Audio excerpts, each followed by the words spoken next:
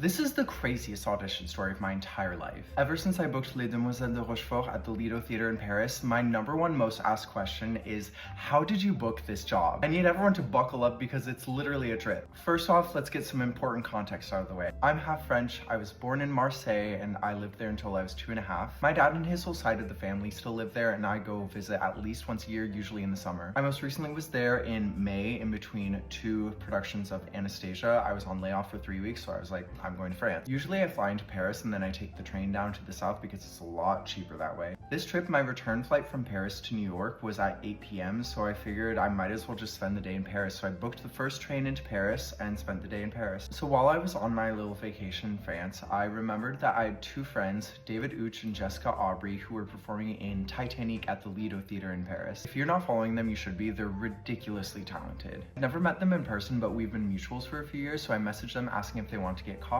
and they were like, yeah, let's do it. Remember for later, this was a Thursday. So we were chatting about the industry, performing, blah, blah, blah. And at one point they were like, would you ever want to work here or in the West End? And I was like, yeah, absolutely. Get me out of America. Hello. I've always dreamed of working abroad, but I feel like I have so many connections in New York that it would be a shame to not take advantage of those. Like if I moved to another country without knowing any casting people, agencies, like creative teams, I would be kind of screwed. So it's always been like a pipe dream to work abroad. But I was telling them this and they were like, wait, they're casting for the next show here at the Lido. You'd be perfect for it. I was like, oh, what is it? And they said it was Les Demoiselles de Rochefort, or The Young Girls of Rochefort in English. I need to be clear, Les Demoiselles de Rochefort is my favorite movie musical of all time. I watch it probably 3 times a year. I listen to the soundtrack all the time. When I was in college, I taught myself the choreography to the opening number and performed it for an online dance competition I was doing. Point is, I'm a huge fan of the show, have been for years. When I told my friends how much I loved the show, Jessica was like, I'm calling up my producer friends at the theater. Boop, boop, boop.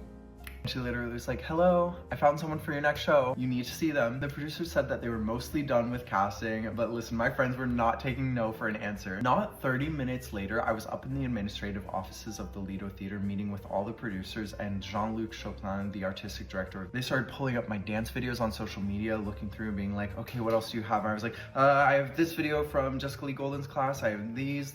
So Jean-Luc asks me if I was available on Sunday for an audition. Mind you, this was Thursday. I was like, no, I'm flying out tonight. He said, can you change your flight? I was like, nope, it's a non-refundable, non-changeable. Norse Airways.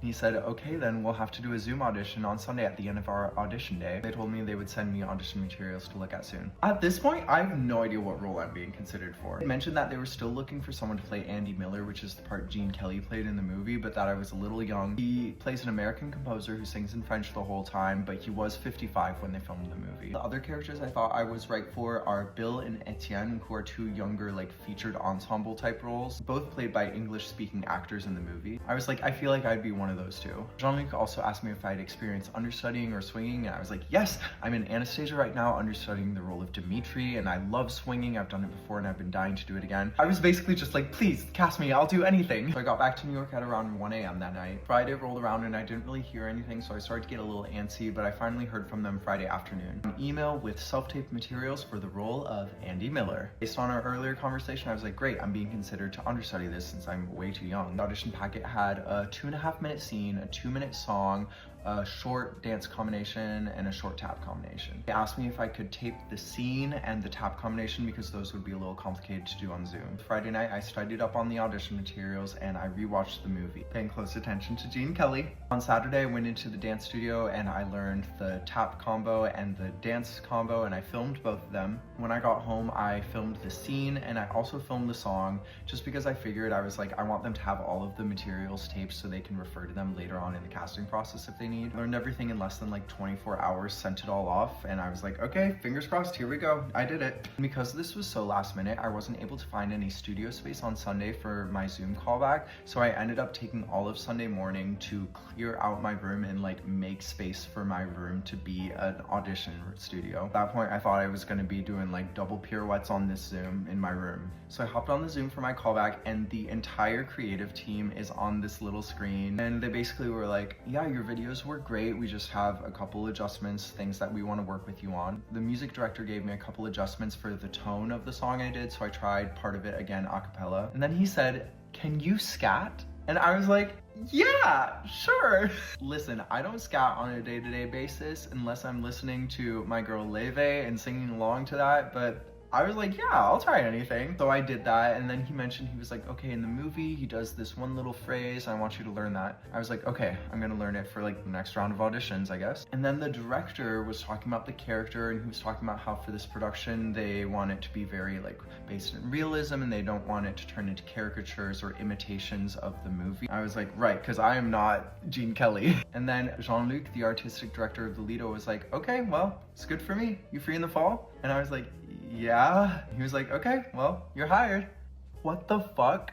I booked the role in the span of about 72 hours, which is insane. I feel like it really goes to show the power of social media, but also like the butterfly effect. If even one of those little things that I was mentioning in the beginning for the context hadn't happened, none of the rest of it would have happened either. I was truly in the exact right place at the exact right time. What's meant for you absolutely will not pass you by. I cannot stress enough how I would not have booked the show without David and Jessica. Like, they were advocating for me so hard, and I will forever be so grateful for them. I can't wait to move to Paris. I've always wanted to live there, and this show means so much to me. I just have a really good feeling about this next chapter of my life. I've really been waiting for like a big break or something, and this feels like it's it. I'm really excited to share the journey with you all and to bring you along with me. À bientôt tout le monde. Mwah.